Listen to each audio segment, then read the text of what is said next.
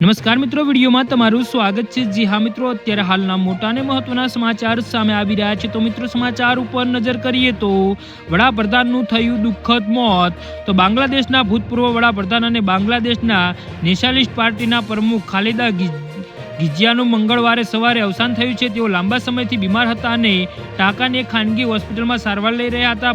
Party દ્વારા જારી કરાયેલા એક સત્તાવાર નિવેદન અનુસાર તેમનું સવારે લગભગ 6 વાગે અવસાન થયું હતું। તો ખાલિદા જિયા બાંગ્લાદેશના સૌથી પ્રભાવશાળી રાજકીય વ્યક્તિઓમાં એક હતા અને તેમના મૃત્યુને દેશના રાજકારણ એક યુગના અંત તરીકે જોવામાં આવી રહ્યું છે। તેઓ 80 વર્ષના હતા। બાંગ્લાદેશના નેશનલિસ્ટ પાર્ટીએ અહેવાલ આપ્યો છે કે ખાલિદા ગિજિયાએ મંગળવારે સવારે અંતિમ શ્વાસ લીધા હતા। પાર્ટી અનુસાર સવારની નમાઝ પછી તેમનું અવસાન થયું હતું। લાંબી સારવાર છતાં તેમની સ્થિતિમાં કોઈ સુધારો ન થયો હતો। તેમના મૃત્યુના સમાચારથી પાર્ટીના નેતાઓ અને સમર્થકોમાં શોકની લાગણી ફેલાઈ ગઈ હતી અને દેશભરમાં શોકના સંદેશાઓ વરસાદ થયો હતો। જી હા મિત્રો, તો આના વિશે તમારું શું કહેવું છે તો નીચે અમારી કમેન્ટ બોક્સમાં જરૂરથી જણાવજો અને અમારી યુટ્યુબ ચેનલને સબસ્ક્રાઈબ કરો।